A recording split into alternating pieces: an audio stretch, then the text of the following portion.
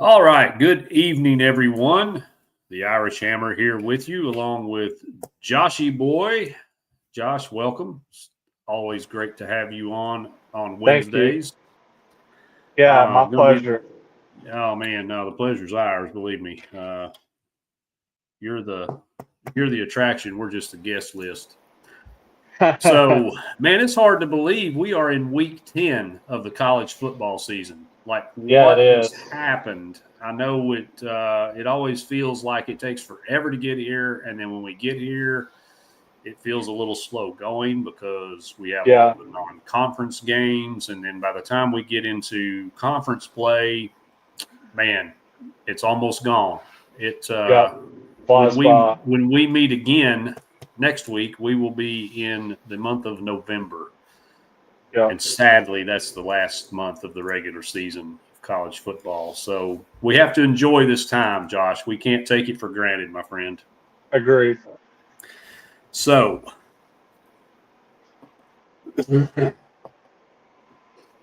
still got this nagging cough that I've had since 1995. So bear with me as I struggle to get through yet another episode. I only do about 4 or 5 shows a week of various flavors, but it's going to take a little more than a cough to shut me up. Just ask my wife. So, just real quick, I had intended to put out what I was doing with these games tonight. Didn't get the opportunity to do that. Just been overwhelmed, busy at work. Kind of like Jack State in this one. Also like Missouri State in the other one. I'd see Middle Tennessee has just scored. So Jack State got a little work to do. Was expecting some weather there in Murfreesboro based on what the weather people were saying. So I kind of felt like that favored um, Jacksonville State with their running game, and MTSU is like close to last in running the football. So we'll see how it plays out. But looks like MTSU up early. A lot of football left to play. Anyway, so couple of mediocre games. We do have what I think may be a pretty good game tomorrow night. That's Marshall and Coastal Carolina. Josh, you have any thoughts on this game before I give a play? No, no thoughts. All right. I kind of like Marshall in this spot, even though I think it is it's in Conway. I used to live in Myrtle Beach. That's the only reason I know that Coastal is in Conway, probably. But I do like Marshall. Now, Marshall was supposed to be kind of a rebuild this season. Their coach left, took probably 75% of the roster with him. And so not a lot of people were expecting much out of Marshall. But I think they've found something. They're kind of clicking. They've scored 38 points in 5 straight games, and in those games, they're 4-1.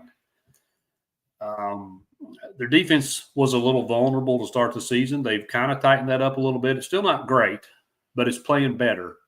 And Coastal's a little bit of a mess. I know their record is a little deceiving, I feel, because they're playing quarterback by committee, and that's never really a good thing. We've only seen a couple coaches in college football be able to pull that off.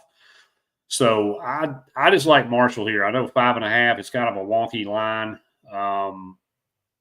It's probably a great spot for a teaser to drop Marshall in there. A 6-point teaser gets that game to plus a half point, so it's basically pick them. But I do like Marshall just straight up minus the 5.5. We'll probably include them in some teaser plays as well. They're rolling, man. So I don't think Coastal's got anything to slow down this offense, and fully expect Marshall to keep on trucking. All right, Josh, what do you have for your first play this week?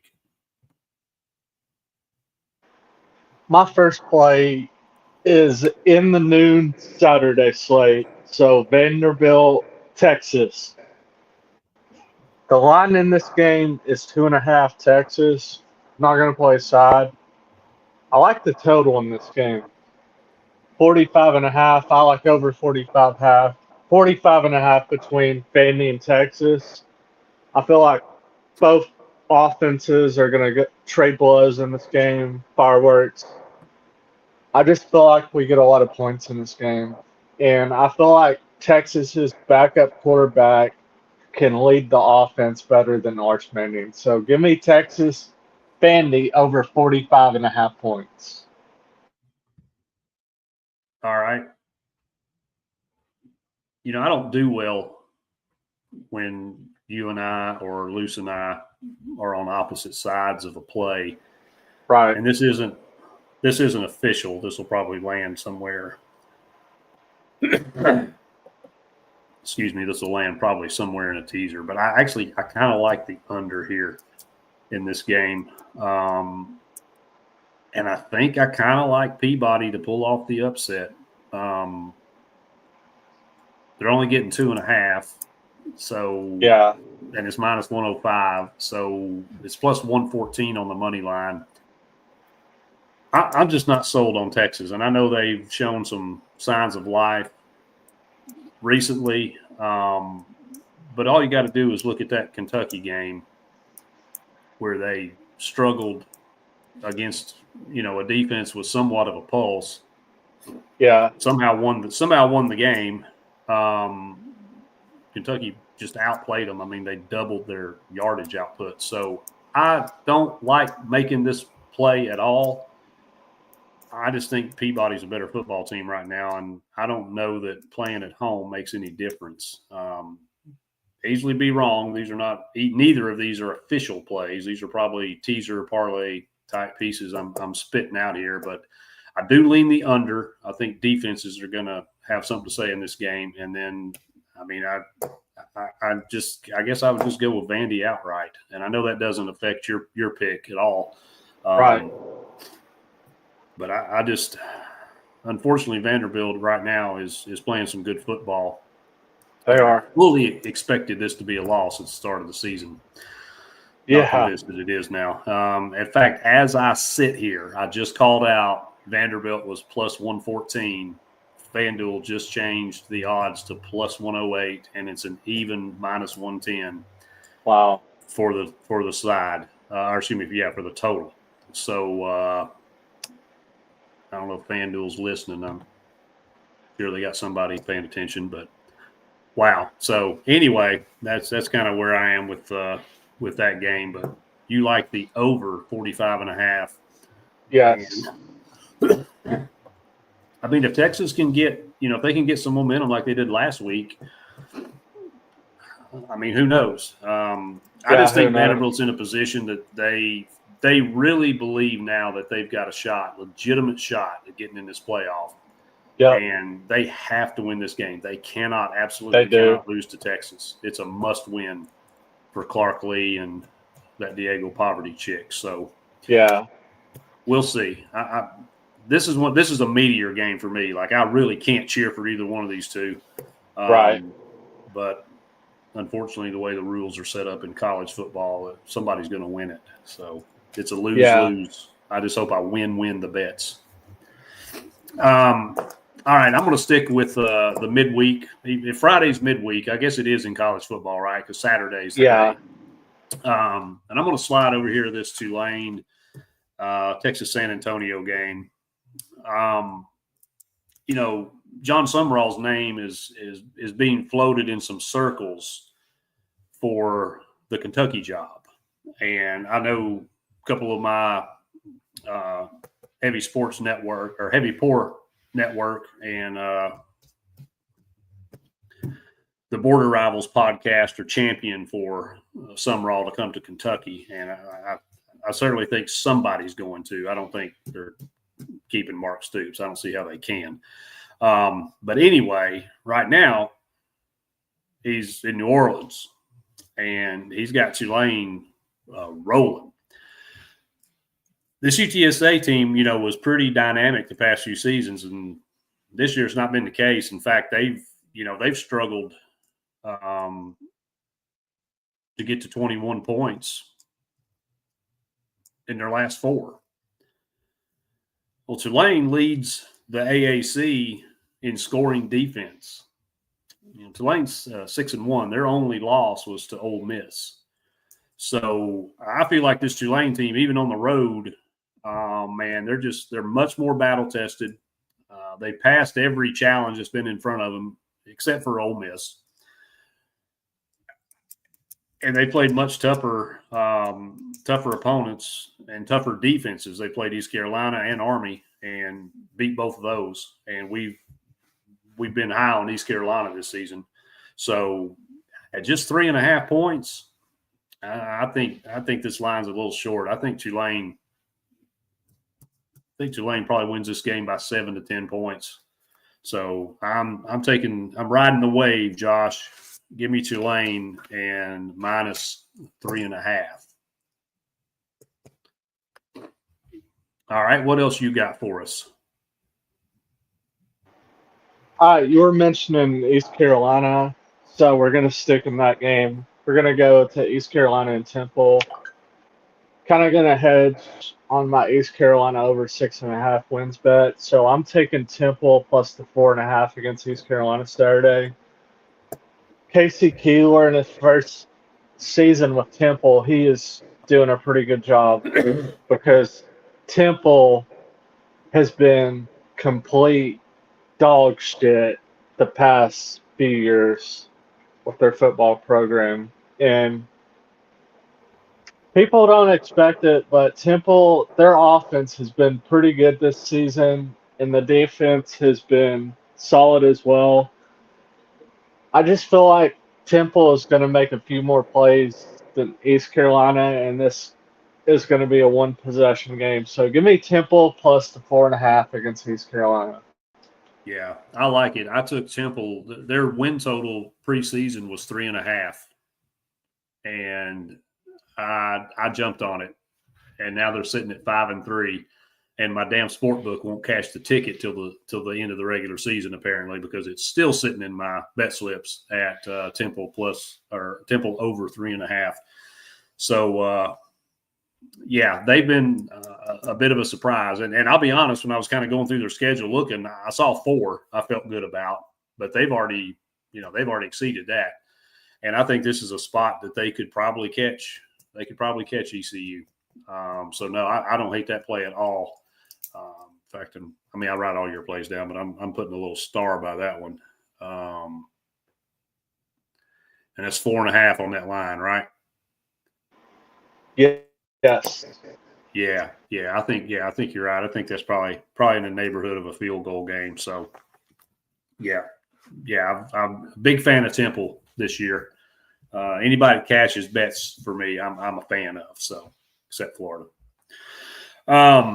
All right. Well, I'm gonna slide over to Saturday as well, and I'm looking at this ACC tilt between two, I guess, somewhat disappointing teams. Clemson certainly has been a disappointment based on what they were kind of projected, and certainly what I know their fans expected this season. They're taking on the Dukies, and both these offenses they've had their issues, to say the least. But one of the things that kind of sticks out for me in this game is how Duke struggles when they play a team that's comparable to them on the line of scrimmage. Which Clemson, say what we want about their quarterback, their offense, their coach, their play calling, whatever. They still got some NFL talent on this defense. And even though Clemson's offense is very inconsistent, I don't expect Duke to have a lot of success. So I know the line's only 3.5, and probably Clemson's the right play. Staying away from it. I'm going under. This line is 55.5. And I think that's just a lot of points for two offenses that struggle. Both teams rely on their defense. And again, Duke, when they're playing somebody with a pulse and, kind of the same size they are on the playground, they don't push a lot of people around. So I just don't see a ton of points scored in this game. I think it's going to be a long drive, run the ball, punt, flip the field.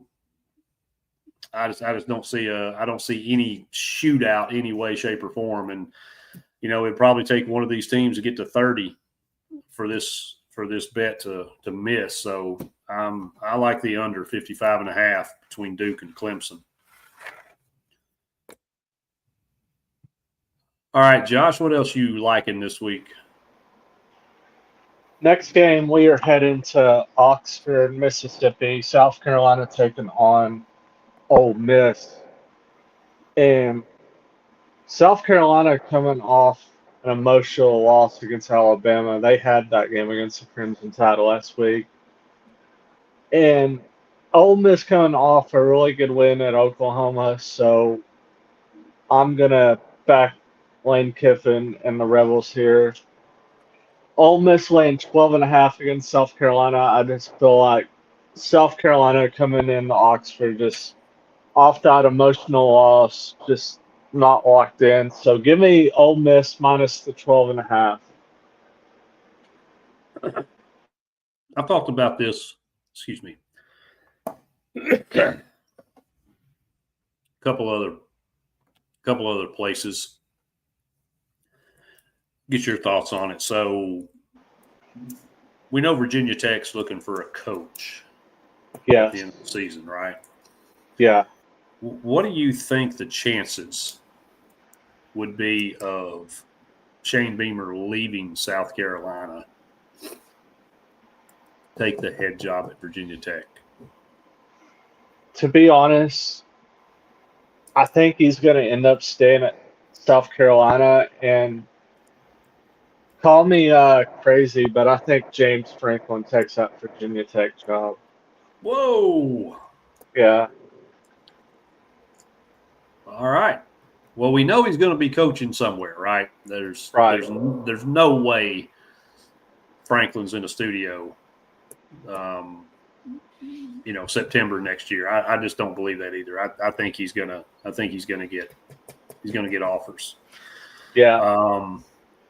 I'm kind of leaning towards he may take the job if they offer, simply because obviously his dad coached there for years. Yeah. And is still, he's still around and associated with the program. So I think there's a little bit better than a coin flip chance that he may at least entertain that if they were to offer. And I don't know I don't know anything about his contract. I hadn't dug that deep into it. It's more or less just, I guess, a hunch that I think he would be interested in that job. And as South Carolina's a tough place. We've seen it is. Really, Lou Holtz had them flirting with being good. And then Spurrier had a couple good seasons until he just up and quit on the team because things weren't going his way. So he said, screw it, I'm just going to go play golf. It's tough to win there. It is. So I think he could be a little bit more swayed by the schedule of the ACC, going home, so to speak, which would be home, really. And taking some of the pressure off of day-to-day life as a SEC head coach. Right. I don't know. We'll see. I mean, this is one of the – I was talking about it with a buddy at work today. This is one of the craziest, where we're at mid-season with all these coaching firings. The amount of buyout, it's somewhere in like the $167 million range of buyouts that are being paid out to guys that have been told, hey, we'll pay you to not come to work. Yeah. So it's kind of unprecedented to have this many mid-season. Of course, the coaching carousel is always turning at the end of the season. But this many high-profile, big-time Power 5, Power 4, however many we're going to call it this week, conferences, man, it's a lot of crazy stuff happening. So, and the reason I even bring this up at all is because I also think that these schools, the likes of LSU and Florida and Penn State, right, they're not just firing these guys with no plan, right? They've got to at least have a very short list, if not a honed-in, targeted candidate that they want at their program. And nobody can convince me sitting here right now, 7:24 p.m. Central Time, that phone calls haven't been made. that conversations haven't taken place, at least Right. between representatives of both parties, to test at least test the temperature. Maybe not work out contract or float numbers, but True. gauging interest, things like that. Because I just Yeah. don't believe for the life of me that coaches are firing or schools are firing these coaches with an immediate 30-day transfer portal window, and then of course the now only transfer portal window coming up in a couple months without a plan. Right. So that's why Beamer sort of, in my mind, sort of floated into the equation because, I really don't see, and no reason to, outside of just conspiracy theory on my part, I guess, that he would even be interested in leaving or they want him gone, nothing like that. Just trying to put these puzzle pieces together as trying to figure out how this is going to play out. So, true. Anyway, enough about Beamer ball of any flavor. I'm going to stay in the ACC for my next one. I'm looking at this Miami SMU game. I'm taking the over 51, and that was early in the week. And as I said, I've kind of been covered up with work and whatnot. So let me look and see if it's still sitting on 51. I wish I had a better way to sort these games. Bear with me. Come up with a little theme song that I can sing while I'm scrolling and looking. There's probably 5-10 people standing there screaming at their phone right now telling me it's at noon east, dumbass. 50 and a half. So I like the over in this game. And, a lot of people refer to Miami as having a kind of an upper tier, dare I say, elite defense. I'm not necessarily sold on that notion. SMU leans quite a bit on the run, and Miami's already tangled with a couple teams that are very efficient at running the football in Notre Dame and Florida State. So I kind of like SMU's chances of moving the ball on them. I certainly don't expect SMU to win this game, okay? But I think we can get some points. And SMU's, they're pretty bad on defense. Like they're 112th out of 136 FBS schools. They're 112th in total defense. So I see Miami putting up a good bit of points in this game. And I think SMU running the ball at least early before if it gets out of hand.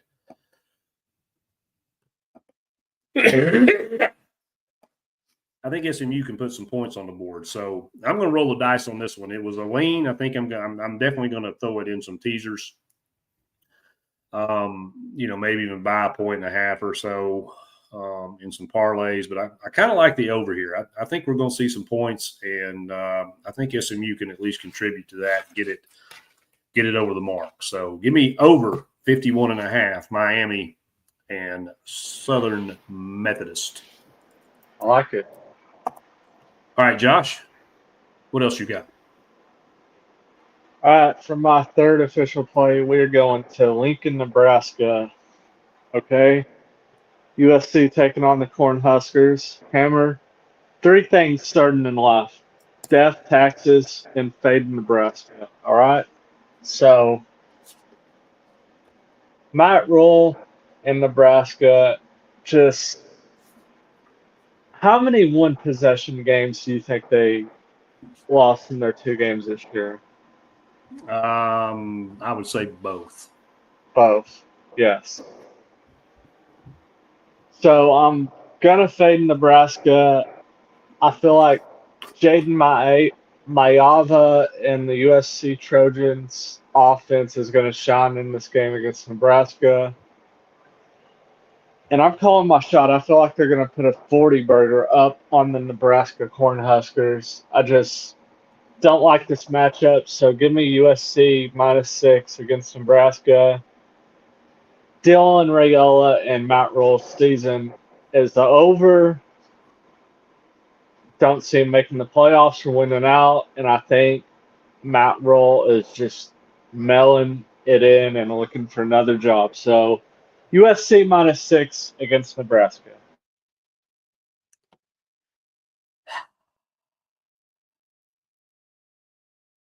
Here we are again.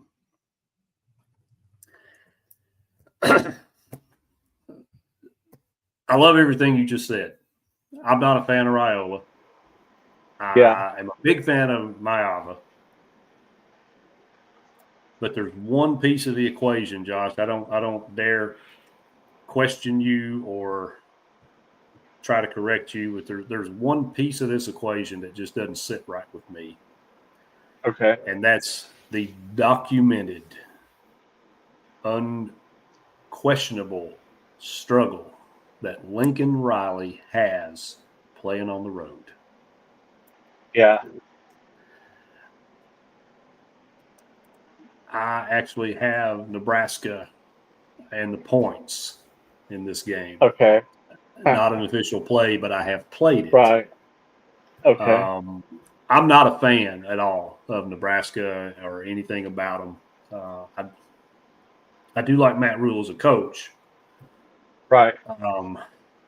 But Lincoln Riley just will do something stupid in this game, whether it's clock management, whether it's going for it on fourth down when he shouldn't, or not going for it on fourth down when he should. Something. He will find a way to screw this up. So Yeah. I'm on Nebraska plus. I got 6.5.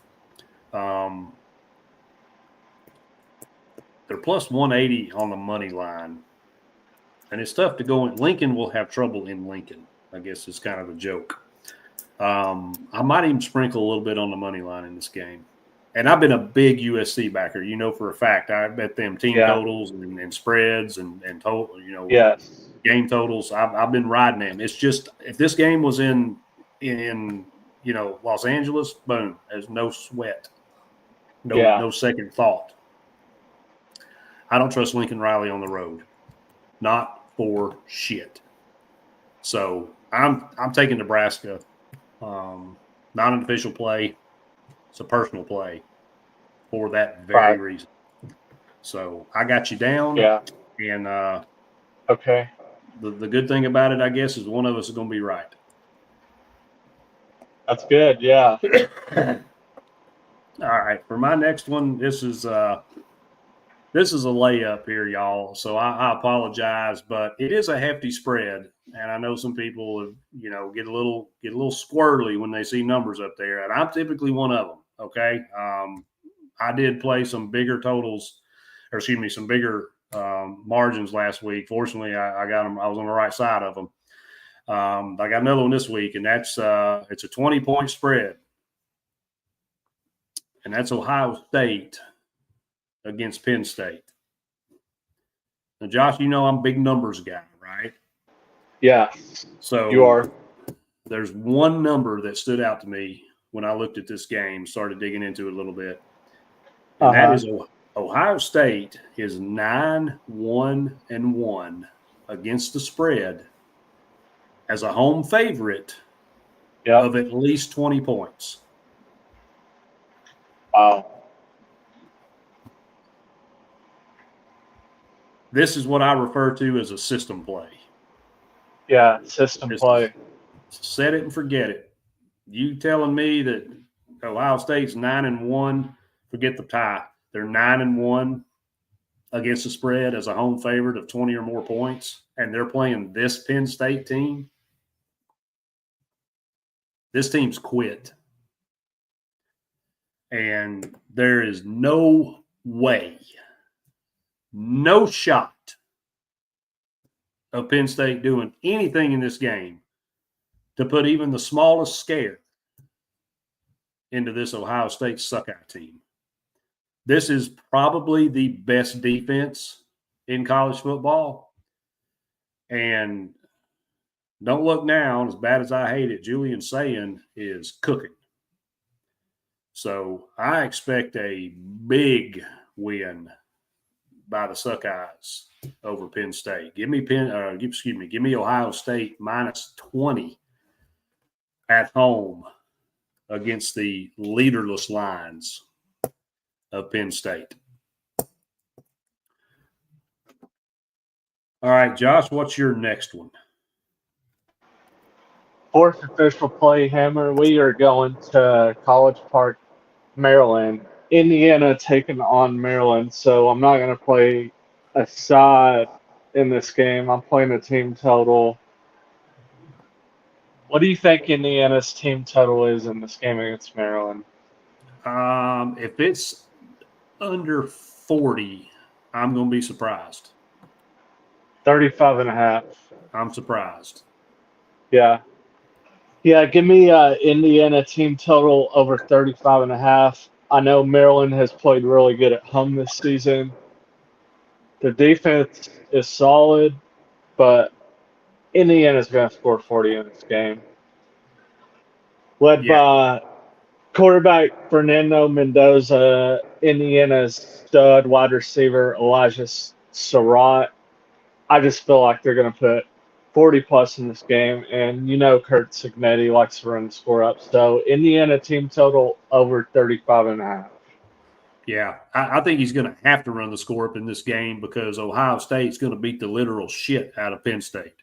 So he's going to have to keep. He's going to have to keep. I would not be surprised if Indiana beats Maryland by 30 plus. And Maryland's a pretty good team. I've actually kind of backed they are.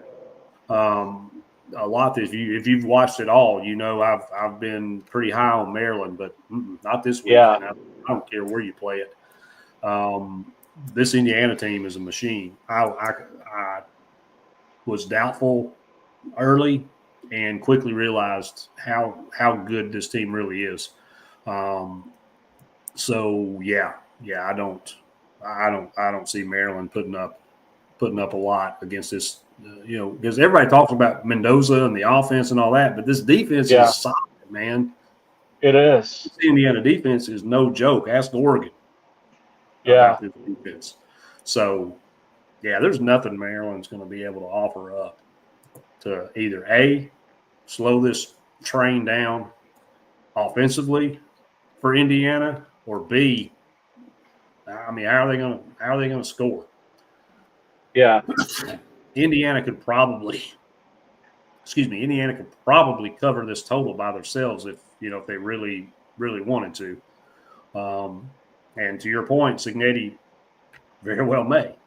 So I think the over's in play in this game as well, but I'm with you. I'm on Indiana. I'm playing that team total as well. I'm probably going to put that spread in a teaser because that is a lot of points on the road, but still, I don't think it matters. And I think Indiana's a machine right now, and they don't play Ohio State. They won't see them until they reach the Big Ten championship game. So that's really setting up to be a whale of a game. So I don't see either one of these teams taking their foot off the gas until we get to conference championship weekend. And I'm definitely going to get my Indiana over 8.5 win bet after Saturday. Oh yeah. That was a great bet. I wish I jumped on that with you. I just whatever reason I didn't. I think I had so many because I love futures, man. I love me too. Futures. I had so many NFL futures. Win totals, division winners, all that stuff, and I just didn't dig into the college as deep as I say that, and then hell, I bet Temple to win over 3.5. Yeah, I didn't go deep into two of my lines too. All right, what you got for your next play, Hammer? This is, I won't call it a system play. I'm calling it a situation play. So keep your eyes on the weather forecast, and that is Rutgers and Illinois. There is supposed to be some real ugly weather rolling through Champaign on Saturday. We're talking it's going to be cold. Hell, it's cold in Alabama. I don't know what it's going to be like in Illinois. Cold, Rain is 50-50, which I guess it's 50-50 every day. But the big thing for me is the wind. They're expecting anywhere from 20 to 30 mile an hour sustained winds in Champaign. And that translates to having difficulty throwing the football. Josh, what does Illinois like to do?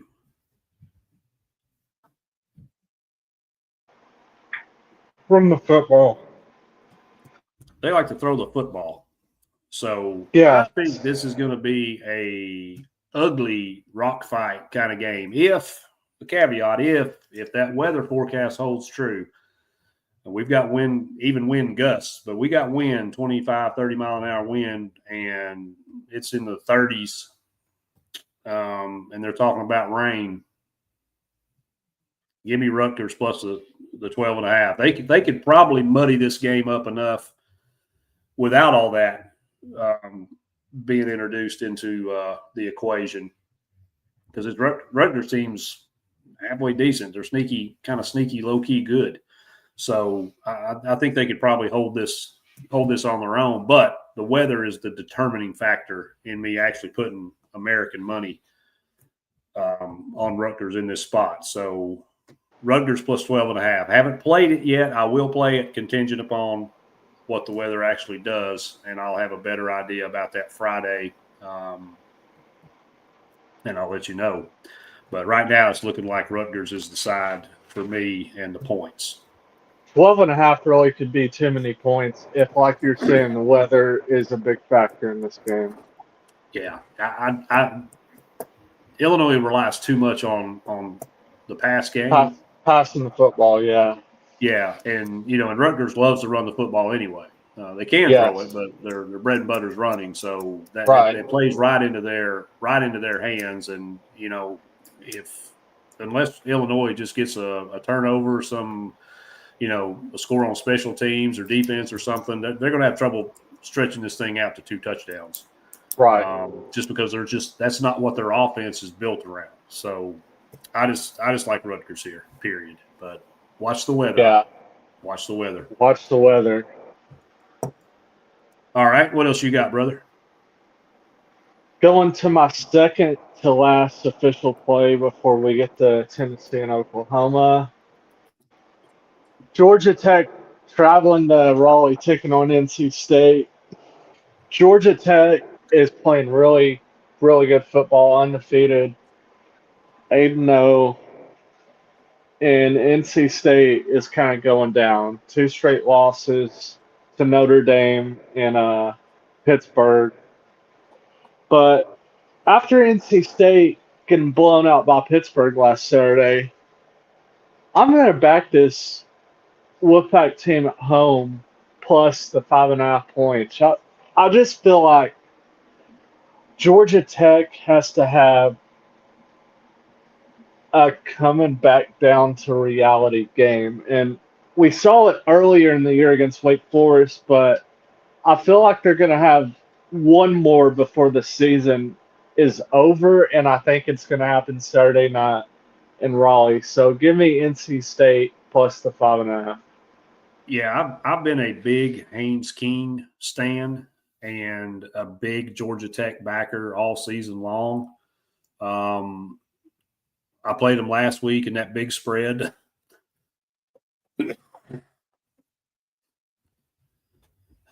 Sorry. Man, I'm even seeing people calling NC State winning this game outright, like money line play. Yeah. And I was kind of scratching my head at first based on a lot of things that you just said. This might be a tricky spot. And I didn't really give it a lot of thought at first, but I think there might be some validity to that. I kind of like the under as a play in this game. Didn't this line open at 6.5? Yeah, it was 6.5. Yeah, it's down to 5.5 now. So yeah. if you got a 6.5, you got a good number.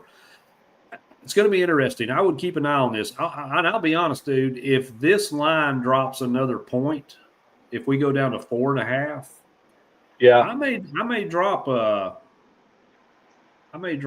Burger King combo on that money line because there's something to this. Yeah. I've seen too many experts liking NC State in this spot, and I didn't want to believe it at first because, I mean, let's be honest here. You know, Georgia Tech is a top 10 team. They're in the Yeah. driver's seat in the ACC right now. So I Yeah. thought, there's no way they're going to stub their toe going into Raleigh. Well, Right. NC State has surprised me more than once this year. Oh, I've been yeah. on the wrong side of them a couple times, to be honest. Both ways, backed them and lost, and bet against them and lost. So they're kind of a tricky play for me. I don't know. Do you think if NC State has a chance in this game, what do you think the total looks like? Do you think we're going to get to a 58.5, or do you think they muddy it up and win a low scoring game? I would say muddy it up and be a low scoring game, and that plays in favor of your under 58.5. Yeah, that's kind of how I feel too. I don't feel like NC State can trade blows with this Georgia Tech offense. I think they're going to have to slow the game down. I think they're going to have to limit possessions. They obviously, here's Captain Obvious, they're obviously going to have to contain Haynes King because he will flat slap beat you by himself. Yeah. Because they looked like a machine last week. Like, that game was never in doubt, won by 20 plus. But that was at home. Georgia Tech's defense has been really solid this year. Going in before the season started, I thought that would be their number one backbone, and I feel like one of these last 4 games, their defense is finally going to get exposed and show who they really are. Yeah, and and they gave up some points last week, which I won't say had me nervous because that offense can be explosive. So I wasn't too concerned, but it's it's different playing on the road and playing on the road at night and playing on the road at night against a team that really doesn't have anything to lose. So they can kind of throw caution to the wind and go in there with their hair on fire. And I promise you, there's nothing more than NC State would love to do than to ruin Georgia Tech's perfect season. Yeah. So what do you say with a loss? They're probably out of the ACC championship picture. They do have some. What's the rest of their schedule look like? Do you know off the top of your head? I can look it up. They're at Boston College, then get Pitt at home to end the conference schedule.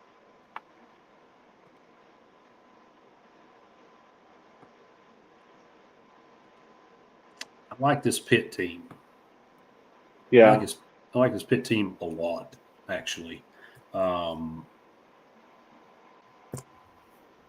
But to get them at home, I don't think BC, although weather could play a factor in that game. If it's cold, rainy, spitting snow, whatever, they're of course, and they're coming off a bye.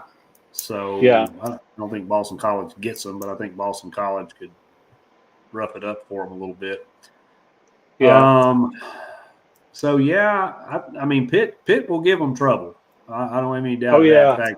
In fact, that's my next play. I'll go ahead and throw it out there because I don't really need to give a reason other than Pitt minus 14.5 against Stanford. That Pitt defense it's tough, and they found their quarterback. They made a quarterback change a few weeks ago. Talked about this the last couple of weeks. This kid's electric, and I fully expect Pitt to blow Stanford out. That's a great like teaser piece, a 6 or 7 point teaser, even a 10-point teaser. I'm probably going to play that pretty heavy because I really like this Pitt team.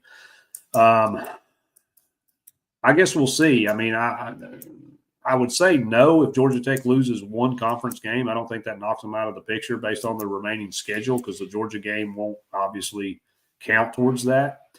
I don't see Boston College being a problem. I'll tell you this: if they do lose that game to NC State, they better have their shit together on November 22nd. Because it'll give them more than they want.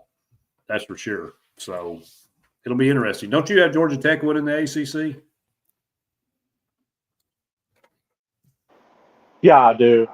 12 to 1. Yeah. Woo, boy. That'd be a sweet ticket, man, if that cashes for you. I don't like anybody in the ACC. Yeah. Georgia Tech, with their their tie-in with the SEC from many years ago. I've never not liked Georgia Tech, except if we have to play them. It's all different. Yep. But yeah, man. So now I still feel good about Tech. But this is, I have an eyebrow raised at this game. I'm gonna have to keep an eye on this one. No official play, and I haven't played anything on it yet. I am going to throw some teasers and stuff like that together that I'll share on Twitter. But I'm going to have to keep an eye on this one. There's too many people talking about it, and I'm not liking what they're saying. So I don't know if I'm missing anything or I'm just a Georgia Tech homer and hoping. But I'm going to have to see. But I don't think you're wrong in backing the NC State here. I don't. Yeah. What number did you get them at? Plus 5.5. Okay, so that's right. Because I know this game was 6.5. I don't know if it opened at 6.5. I'd have to research that, but I know it was 6.5 at one point. Yeah, it opened at 6.5. Did open at 6.5. Okay, I thought it did, but wasn't sure. So. Quick update, Missouri State and Florida International are tied at 7. Looks like FIU's about to kick a field goal, and Jack State is up 7-6 on Middle Tennessee, and it looks like MTSU's got a decision. They're 4th and 1 at their own 36, so I would expect a punt there. Let's hope for my sake that Jack State can – do something with it. Right now they're a 4.5 point live total, or live line is 4.5. Well, whatever happened, Florida International did not score. Not surprised. They suck. They're terrible. So Missouri State's got the ball. You can't get coverage like this anywhere else, folks. Get all kinds of betting picks, live updates on scores. Josh will sing for us later. I mean, you just can't get this. You can't get this anywhere else. No, you can't.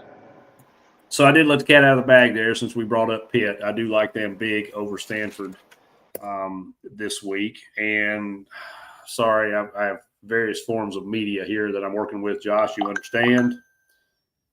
As my phone explodes, go to my notes here. Excuse me, because I'm just flat slap covered up at work. I'm having to do a lot of stuff on the run. I haven't been very active on Twitter this week.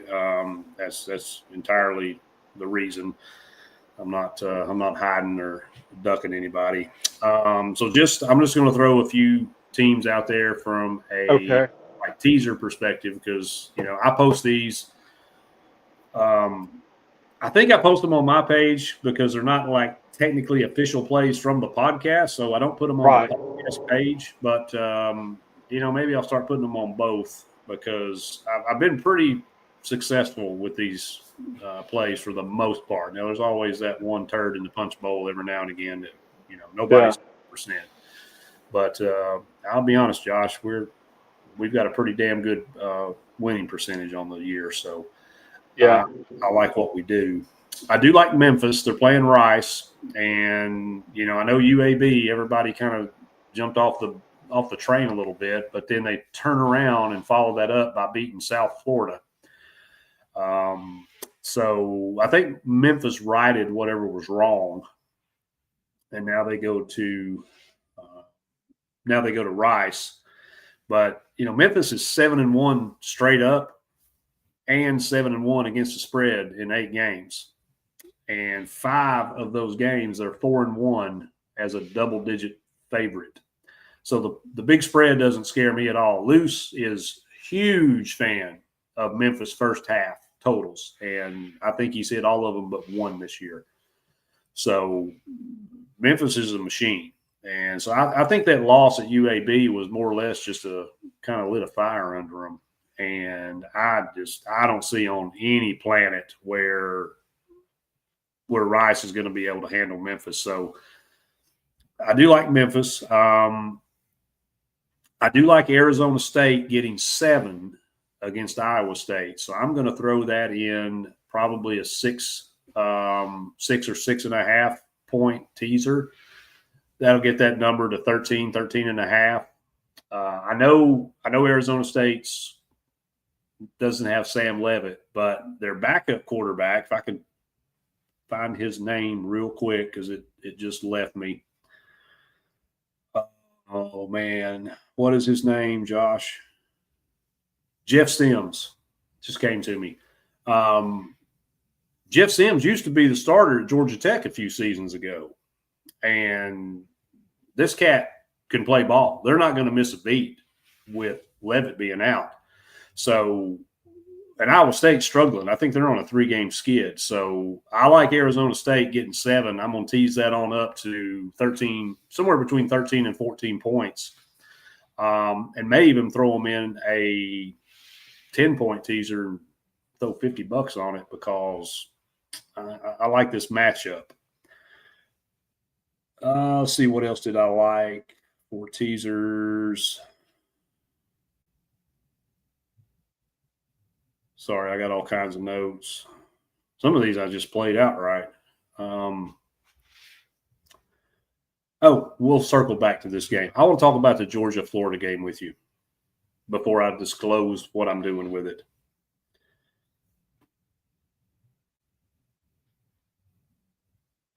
The Cal-Virginia game. I actually kind of like Cal in this one. You tease it up, you can get it over 10 points, 10.5, 11.5 points. And I like Cal in that spot. I know Virginia's 7-1, but Cal plays much better football at home than they do on the road. And it's a pretty good stretch from Charlottesville to Berkeley. So I think that could probably impact the Cavaliers a little bit because it is like I think it's a weird kickoff, like 3 o'clock, 2:45, something like that, 3:45. I don't know. It's slap dab middle of the day. And then I do like your play with South Carolina, but I'm gonna tease it. I'm gonna get a really good number in there. And then the Kentucky-Auburn game is under 45.5. I'm going to tease that up to somewhere in the 52, 53 range and go under. I don't see either one. Offense is doing a lot. Those are 2 really good defenses. And I was just at Auburn last weekend, and it's going to be tough. It's going to be tough for Kentucky to not that me being there had anything to do with it. Hell, Auburn was on the road. But I just, I took my good Tennessee vibes down there and sprinkled it all over Auburn so Kentucky won't win. Oh, good. So if I find any more that I just can't live without, and there probably will be a few, I'll post them. But let's circle back. Let's talk about this world's largest cocktail party. What do you think about this one? Yeah. So, what's the number you're seeing in this game right now, Hammer?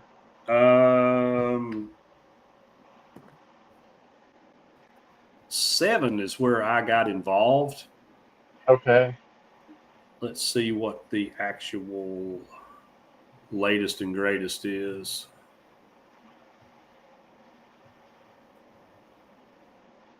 Most of the lines, there hasn't been a lot of line movement this week. I think weather is probably maybe whole. It's 7.5. Okay, so I got involved when it was 7. It's now 7.5 in favor of Georgia. But I think the weather is holding some of the sharp money from coming in because it definitely can, especially the wind. I can't stress enough how impactful wind is. Wet doesn't bother them as much as we want to think it does.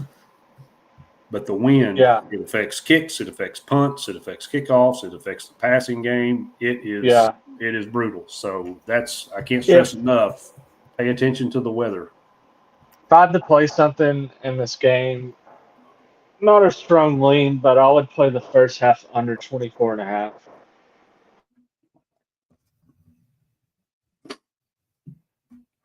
I don't know why, but I kind of like Florida in this game. Don't mind that as well. Um, Georgia is near the bottom of the FBS rankings in sacks, of all things, if you can believe that. Because, over the past few years, we've seen Georgia's, defensive linemen and linebackers just feast on quarterbacks. And that's not been the case this year. This is a different looking Georgia defense. And unfortunately, despite I know yours and my best efforts to campaign for extend Sunbelt Billy, it just didn't happen. No, it didn't. That coach bump thing that we talk about, that's a real thing. And quite honestly, Florida wasn't not playing hard in their games throughout the season. I mean, they've competed, they've been involved in just about every game. And that's with terrible quarterback play. So if they can just muster up a little bit of offense, I think their defense can actually keep them in this game. I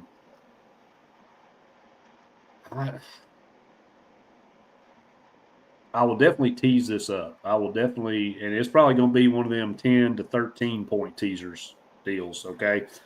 I don't know, man. I kind of like Florida just set plus the 7.5. Not making that official, but I've already bet it. I don't know. I just think this is a spot that Georgia might be in trouble, Josh. It could be. Because this Florida defense can get after it. And if they can just get any semblance of quarterback play, if they can just get some continuity and consistency on offense. And this is not the dominant Georgia defense we're used to seeing. It's not. Man, I don't know. There's something about this game, and I don't. This is another meteor game for me. Yeah. Who am I kidding? It's Florida. We all know how I feel about them, but I don't know. I got a hunch on this one, man, and so I don't usually disclose financial stuff, but I go ahead and tell you, I just put $25 on it for Florida. Florida to cover the 7.5. I think I got it at like minus 112 or some kind of goofy damn number. I don't know. We'll see. So anyway, any other plays you want to talk about before we get to the most important game on the slate? Yeah, I have three more leans before we get to our game. So my first one, don't know anything about. Well, I know things about Kansas this year. They've been kind of iffy, but don't know shit about Oklahoma State this season. I just know they suck. Yeah, but they do suck.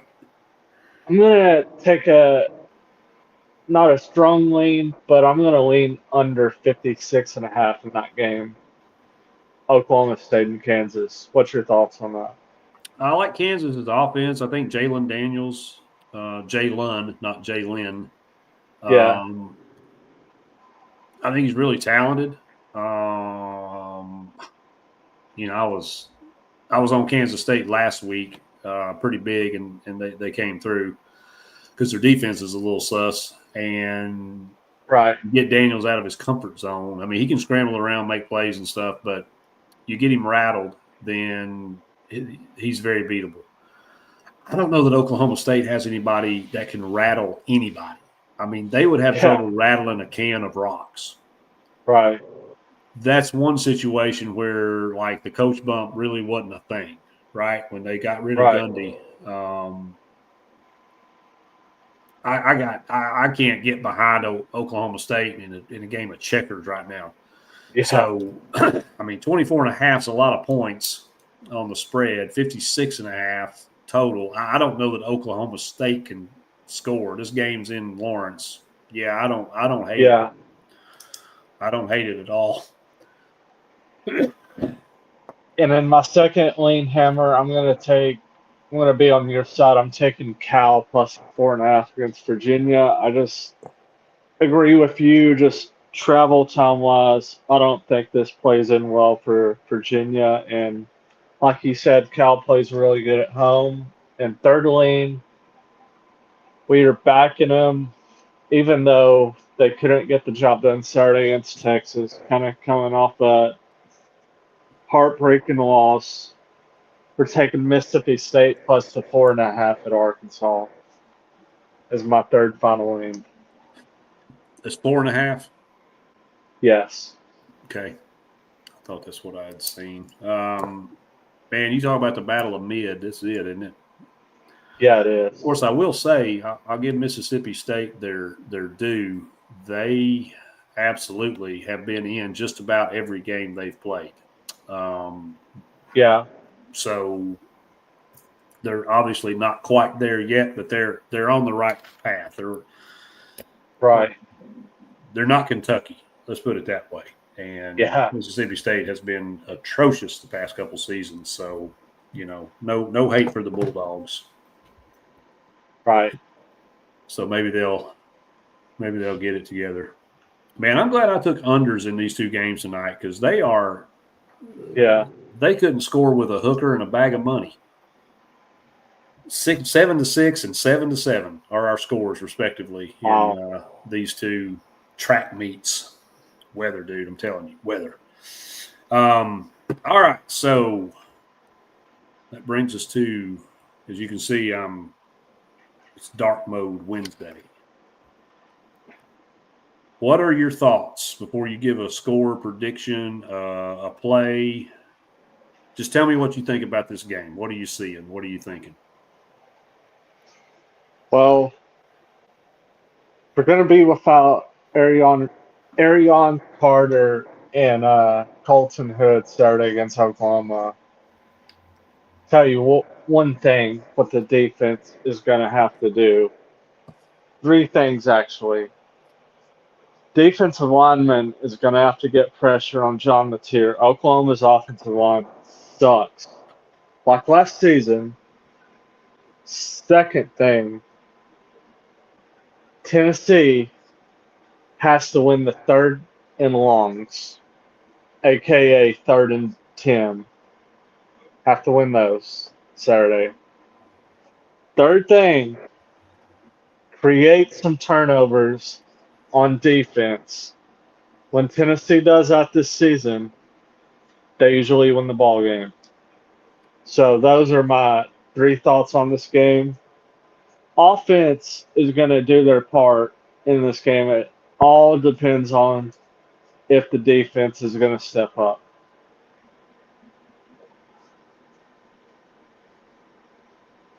And for my play in this game, we are taking Tennessee to cover -3 against Oklahoma. Feel like the defense finally plays a really solid game against Oklahoma. Night game in Neyland, finally, 7:30 kickoff, dark mode game, just the perfect setting. And I think the offense is gonna keep on with their rhythm. They're playing really good right now. I just feel like this is the perfect spot for potentially a Tennessee blowout. So give me Tennessee -3 against Oklahoma. All right. I know the fan base, the city of Knoxville, players, everybody's been waiting on a night game at Neyland. It is easily the most difficult environment to play in college football. And y'all can at me all you want that don't agree. I'm telling you right now, Neyland at night is different. We played this team last year, maybe not this exact embodiment. Didn't have a John Mateer under center. But Tennessee led this game 22-3 going into the fourth quarter. Couple of bad breaks and BS penalties, and a mental lapse allowed them to come back in the game and make the game look a little closer than it was. Make no mistake, this Oklahoma defense is very good. John Mateer is a very talented quarterback. But this isn't the John Mateer that we're going to see under center Saturday night that we've seen leading up to this game over the previous 4 or 5 games. He was out a couple games, hand injury, had surgery. He's not been the same. This offense hasn't been the same. Now, granted, our defense sometimes is the recipe for offenses getting right. Just look at the numbers Kentucky put up. However, it didn't equate to a lot of points. Kind of a bend, don't break approach. Problem for Oklahoma is our offense is just as good as Ole Miss's. And Ole Miss ran the ball and moved the ball up and down the field on them. It looked like it will at times. This did not look like the defense that we've been sold on Oklahoma. So I have all the faith in the world in Joey, in our receivers, our running backs. Our offensive line has played phenomenally this year, especially the interior of the line. I know we can probably give up or are susceptible to give up some chunk plays. I think the crowd makes life very miserable for John Mateer. I don't think 3's enough, Josh. I like Tennessee to win this game somewhere in the 7 to 10 point range. And I think we're going to see points on both sides, but I think we're going to see a hell of a lot more points out of Tennessee than we're going to see out of Oklahoma. I think we're looking at almost a replica of what we saw last week with Ole Miss, except this time they've got to drag that rickety old wagon and their sorry asses into Knoxville, Tennessee, take on the 102,000 maniac Vol fans at night for a dark mode game that Oklahoma, you have no chance, no shot of winning this game. Give me the Vols. I may run this up to 9.5. I think Tennessee can win this game by 10 or more. I really do. I think our offense is that good. I think Ole Miss exposed them last week, and I think it is time for us to crush Oklahoma in Knoxville. Y'all had it coming for a long time. I love Baker today. I couldn't stand that bastard then. It's time for some payback in Neyland. Give me Tennessee minus -1 million against the Sooners. I like it. Well, all right, buddy. Another solid show.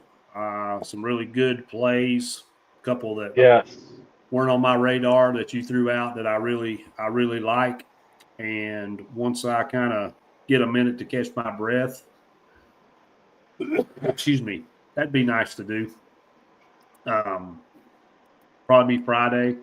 I'll throw some stuff out there. So anybody that's interested in teasers, alt lines, that kind of thing. I've had a lot of luck with those this season. I basically just take the plays that I give out and I put 3 or 4 of them together, in a teaser and buy the points up or down depending on which way I want to take it. So, I'll share those.